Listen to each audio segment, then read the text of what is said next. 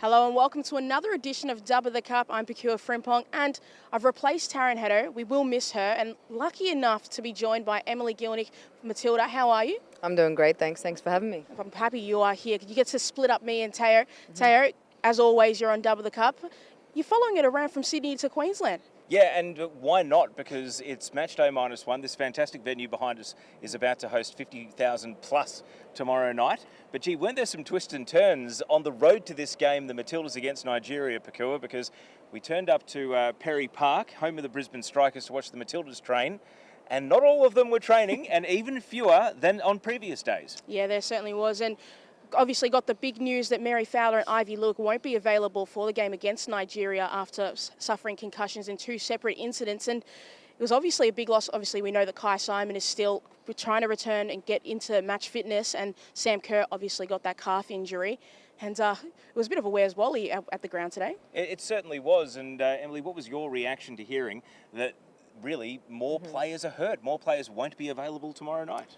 Yeah, I think it's first and foremost, it's tough to see the numbers go down. I think it's a concern, but not our biggest concern. I think both of those players will be back.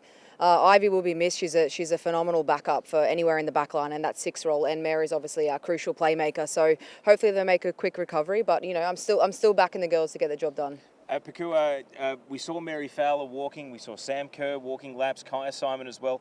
What were your takeaways from the 15 minutes of training we did get to see of the Matildas? It did look like Sam Kerr, firstly, was looking actually pretty good. Like, obviously, we had that mishap a little bit with Karakuni Cross, just a little slip of the tongue. But Sam Kerr looked pretty good, and she looks like if she's walking now, she might be available for the Canada game, but if we're already through, it looked like we'd rest her. Kai Simon still looking a little bit gingerly. I don't know if we will see her throughout this tournament. We'd love to see her. And then Mary Fowler obviously running slight jog. I don't know if running might be a little bit too much, but she looked like she's going to get out there, and hopefully by the time the concussion protocol ends, she will be available. Emily, have you ever been concussed and in return to play protocols, or is this something that you've only seen teammates go through? Unfortunately, I've been on the other end. I've actually given a few concussions to other people. No. Not on purpose. It's a tough one. I've seen people go through severe concussions. Tegan Mike is a prime example. You know, she was recovering between 2 and 3 months. It affected her critically. And, I would say I don't want to, say the wrong thing, but it could be up to 7 days, depending on the doctor protocol and what the protocols are for this World Cup. So hopefully we see a quick return. But first and foremost, I think we've got to look at, it's their health and wellness. So, we'd love to have them back, but obviously as long as they're healthy. Now, bottom line is they're both out, Ivy Lewis and Mary Fowler, for tomorrow's game. And it certainly heightened the anticipation for Tony Gustafsson's press conference later in the afternoon. He mentioned that the two injuries unrelated and came as part of an 8 versus 8 training game. Take us inside Matilda's camp. What do these games normally entail? How long do they go for? And were you surprised to hear that the intensity was at a level that players would get injured in a match like this? For the thing is, as long as I can remember in my career, a match day -2 or a match day -1, we've always had that kind of rival match. We try and replicate what the game would feel like. It's a shorter field, it's a smaller load, it's a high intensity, but you got to find the balance between, you don't want to underdo it and you don't want to overdo it, but the players, it gets you charged up, you're scoring goals, you're in contests, so it's a risk and reward. I think it's crucial that the players get that kind of feeling of like game days coming up. So I think it's a risk that you got to take because it's something, especially for us as Matildas, we've always been used to and we wouldn't want to shy away from it. Now, there are all different types of players. There are players who love to say, I train how I play. There are also some who say, all right, game times when the show starts. Yep. So how do players balance that level of intensity? Is it something that coaches often have to ask the maybe not the greatest trainers to give more in? Or is it actually ones where the players who love to train how they play, they have to be told to reel it in and not go too hard on their own teammates? Yeah, I think it's a tough one. Obviously, there's a rule there. No slide tackles. You can kind of rein people in on that. You don't want to go too soft on people because sometimes you can come off second best. So I think there's a bit of push and pull, and it's more around common sense. Like you've got to go into a tackle like you would on game day, but at the end of the day, you're not going to overdo it and injure your teammate.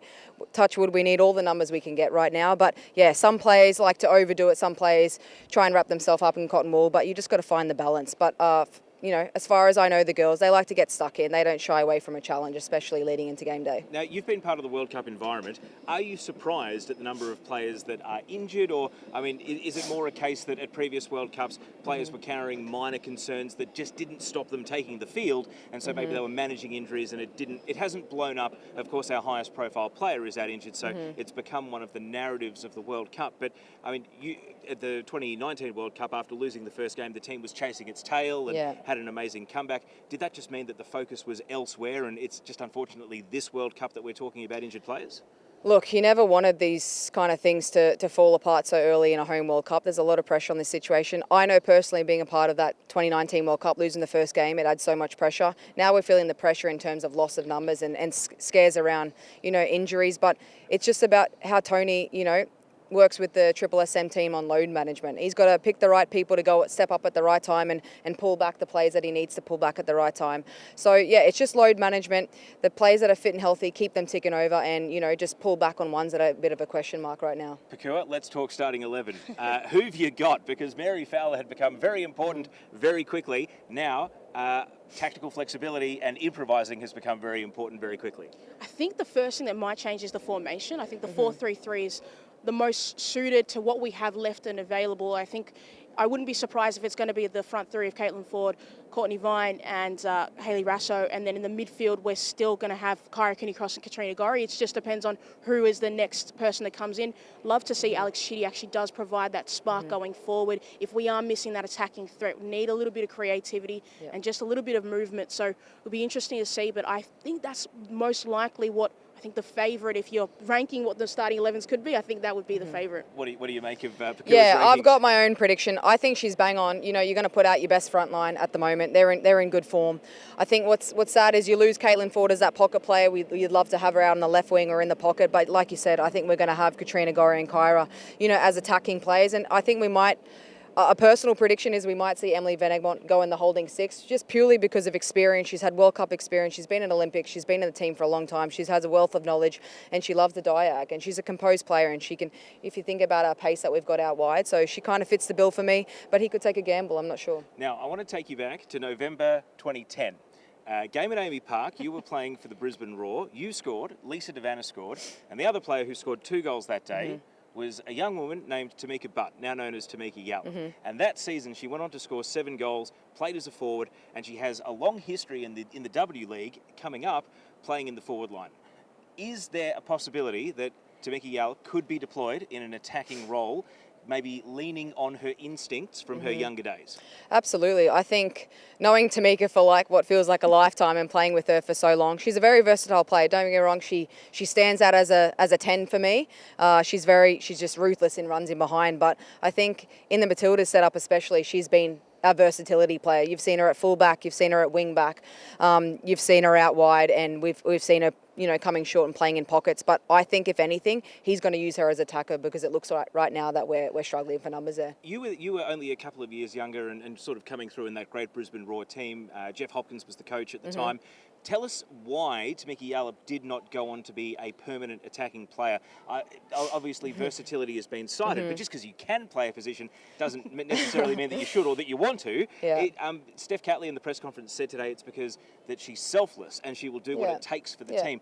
But is that really the reason it also started to happen at club level, that she wasn't deployed as a permanent attacker? Well, I think what happens is, overall in a squad, some players develop a little bit quicker than others, and they kind of cement their position in a certain spot. And that may not filter her out, but it may open up another opportunity for her to fill in elsewhere.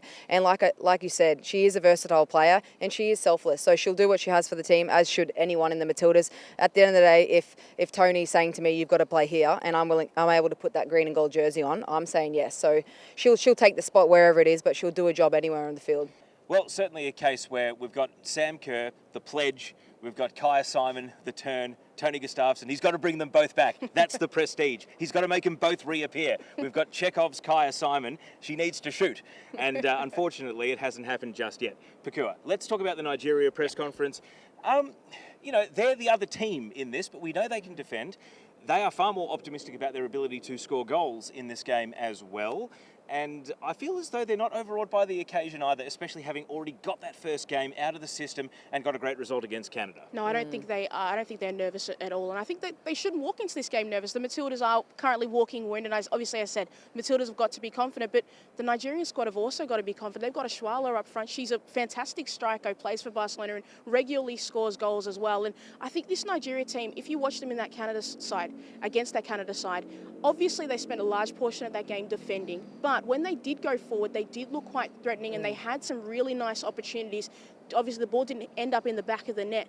But I think they'll take a lot of confidence because a lot of people expected that Canada side to walk all over them, and they held their own. So heading into this game, they've got a lot of threats as well, and a lot of players that the Matildas should be wary of. And when the World Cup draw was made, how early did scouting reports and little nuggets of information about a team like Nigeria start getting shared with the broader group? Quite quickly. And what I will say on that comment is, like, if you look at the groups, there's a lot of the big teams, the high-ranked teams, all of a sudden go, yep, win. And what we're seeing in that first round is all those teams that we thought were walkovers are now competing. They've bridged the gap in technical ability. They're faster, they're stronger, they're more physical. So I think the underrated underdog teams are the ones who should be most threatened by right now, because we're just like looking at them as an easy walkover.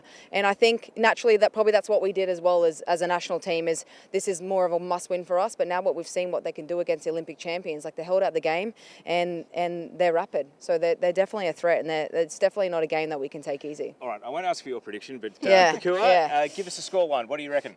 This is so hard for me, obviously. You know, I do love the Matildas dearly, and I do have pride in the Nigerian side. This sounds controversial already. No, you know what? I'm going to be controversial. I'm going to go 2-1 Nigeria on this one. Okay, I think that the Matildas will keep a clean sheet, and I do think they'll find a way to score. They'll improvise. I do think they'll win.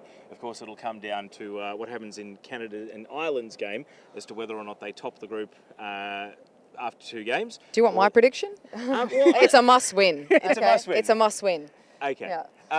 Let's talk about, we're in Brisbane, and you are a proud Queenslander. Yes. Let's talk about a couple of Queenslanders who aren't playing for Australia. We already mentioned India Paige Riley, also Angie Beard having that amazing win with the Philippines a day ago. Yep.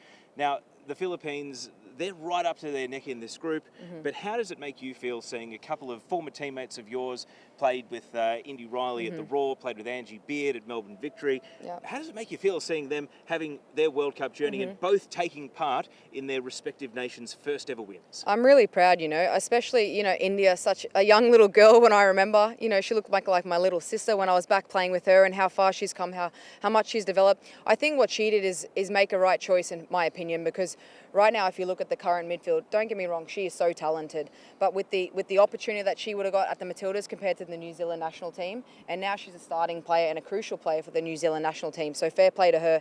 And then Ange, I know it's a difficult one because I've been friends with Ange for quite a long time, and that was a bit of a shock for me. But again, she's got that Filipino blood, and if that means more to her than playing for Australia, or we don't know the circumstance, the opportunity, but she chose it for that reason, and she's a crucial player for Alan Stajcic now, which has just come full circle. So, I'm really happy for her, and, the win meant a lot to them, and, I even almost shed a tear for them. It's history made, and, Stajcic's been our coach, and Angie Beard gets a win like that on home soil. Like, it's probably a dream come true for her, so I'm really happy for both of them. Both New Zealand and the Philippines can still get through their group. What's your gut feel about who's going to get out of the group? Could both of them potentially miss out? I mean, Norway, I'll get your thoughts in a moment, Pokuah, but Norway seem to be in chaos, but gee, they might just pull it out if they beat the Philippines. So what's your feeling on who goes through? I just think that, Philippines came in here with no expectations. However, I know Alan Stajcic, and he's coming in here to get out of that group. Like, there's no doubt about that. I can't believe I'm saying it, but I think they've got a chance because they play with heart. And right now, that's really pulling through over talented teams right now. Norway, for me, has been not what I expected. A very up and down battle for them, and they got a hill to climb. And it's not going to be an easy win because Philippines are going to come out strong. And New Zealand, I think I don't know. I don't want to call it complacency, but I think they maybe shot it a bit too soon. They just didn't take their chances in the second game, and now they're under the cosh. It's a must-win for them, but I think as the host nations, it would be nice to see them get out of the group. Yeah. Now, Pokuah, KEEPUP's Nick Dubano, happy birthday, Nick, by the way, has compared Norway at this World Cup to France at the 2010 World Cup, when it all went wrong for Raymond Dominic. He's compared Caroline Graham-Hansen to Nicola Sanelka because the team is in open revolt. Ada Hegerberg walking off sensationally before kickoff. I mean, we were recording last night's podcast right as this was happening. So what was your instant reaction to Norway? They got a draw, they stay alive, but do you think they actually have the harmony within their team to turn this around? I think comparing them to 2010 it's a little bit too kind to Norway, if we're Too honest. kind, wow. Well, just because they have done this at multiple tournaments leading up to this World Cup, they have not risen to the expectations that people have had for them, and it's disappointing when you look at that squad. They are incredibly talented players who play in really high level leagues and they play Champions League regularly. They should not be in this group struggling to get out. Obviously, as we said, the countries have got better and obviously things is much more difficult, but Norway is still an incredibly talented team. So I don't know if they're going to make it out of this group, and I wouldn't be surprised they didn't make it. I actually had Staj and that Filipino side doing really well in this competition and surprising a lot of people because we know how disciplined of a coach he is and how he sets his team up, and he sets them up to succeed and not to think, oh, let's just, come here and do, these little things. They're here to win. They're here to do the best they possibly can, and they've got the momentum at the moment. All right, before we go through this afternoon's games, don't forget the A-Leagues this summer. Under 16s can go free to the Liberty A-League next season with the Liberty A-League Pass. Register now at keepup.com.au/LAP. That's for Liberty A-League Pass. It's a fantastic initiative, and if you're a registered player, you can get into the A-Leagues, but also you can go and get that pass regardless. keepup.com.au/LAP. All right, we've held off on discussing today's two games because sadly, we've already said goodbye to our first two teams of this tournament in terms of being knocked out. Costa Rica and Zambia will play a very meaningful match against each other because they both want to score a goal and both of them will desperately want to win. However, Japan 2-0 Costa Rica, Spain 5-0 Zambia. It means that Japan and Spain are through and they will play for top spot in the group. And that could be so important, avoiding teams like Sweden or the United States for just that extra round of the knockouts. Em, your thoughts on today's games? I think it's crucial. I think they've got everything to play for. You want to top the group because of what you said. You do want to avoid that. But for me, it's more about the confidence. Like when you're on a rolling, when you're winning, like you just build confidence, momentum. So it's crucial for them. They've been both countries have been high scoring games, and they're obviously both in good shape tactically as well. That's going to be an interesting one. Pokuah, Spain 8 without conceding, Japan 7 without conceding. It gives Spain the slight edge. They can afford to draw. Japan must win. But hey, both teams, they haven't conceded a goal yet. They would be super confident about beating the other. No, absolutely, and they should feel confident heading to both incredibly well-disciplined, well-drilled sides. They stick to their tactics and they don't ever get they don't get away from it if they're under a little bit of pressure. I think Spain I think today was the first time since their first game against South Africa in the last World Cup where they scored in the second half. So I think they'll feel a lot of confidence because they're scoring a lot of goals. Obviously, heading into this tournament, there's a little bit of drama, but it seems to have gone away and they seem really focused at the moment. And I think they probably walk into that game as favourites. The quality of some of the goals today was just incredible. Like the long shot from Aviero to get it all started. Jenny Hermoso scored her 50th goal for Spain. Alba Redondo, 2 goals off the bench. Tell you what though, Alexia Putellas probably heard everyone saying Aitana might be player of the tournament. People like me saying Aitana should win the Golden Boot. Putellas came back and said, hang on, I'm just going to remind you all that She's got a nice trophy at home that reminds people. I have won the last 2 Ballon d'Ors in a row. That left foot and some of the passes and some of the assists today, it gave everyone a reminder of her quality. And as someone who's played in the Champions League, Em, I mean, how do you feel about the evolution and the development of Spanish football to really now say that they can be alongside a Germany as one of the big teams in world women's football? I mean, it's gone through lengths and bounds. I had my first taste of Champions League actually when I was playing in Norway, but most recently with the big giants, Bayern Munich.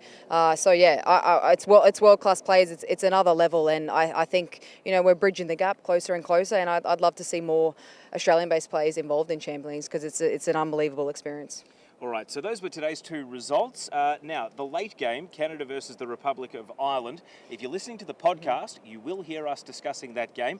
For our YouTube audience, make sure that you subscribe wherever you get your podcasts, because that is where you can hear the chat about the late night kickoff. Let's turn our attention to the other two games tomorrow. Of course, Australia versus Nigeria is right here at Brisbane Stadium at 8 p.m. Almost had a slip up there. No insurance companies or banks getting a plug here. All right, not until A-League season anyway. Of course. All right, 11 a.m. Australian Eastern Standard Time tomorrow. The United States play Game 2 against the Netherlands.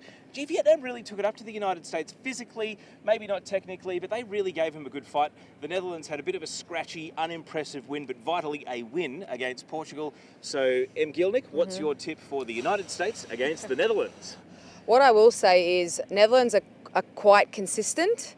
But I want to say that USA at the moment, I don't think they're their best self. I played against an unbelievable USA team that we as a nation used to be, I wouldn't say scared to play them, but a little bit cautious playing them. And now I can say proudly as a Matilda that we'd be buzzing to play them. So we've definitely bridged the gap there. But look, I think it can be a close call with this one because Netherlands have some great players, USA have some great players, and it's going to be whoever wants it more on the day. And Pokuah, as we get ambushed by both skateboarders and by the industrial railroad of Queensland, what is your prediction for the United States against the Netherlands? I think the United States are going to win this game because they seem to be a bogey size for the Dutch. Every time they face them, it doesn't typically go very well for the Dutch, and they're always leave a little bit disappointed. So I've got the United States winning, but it will be a very competitive and probably one of the most entertaining games we will see in this tournament. And 5:30 p.m, I imagine most of Australian fans are going to be watching this on their phones in the stands as they make their way into Brisbane Stadium. Portugal against Vietnam.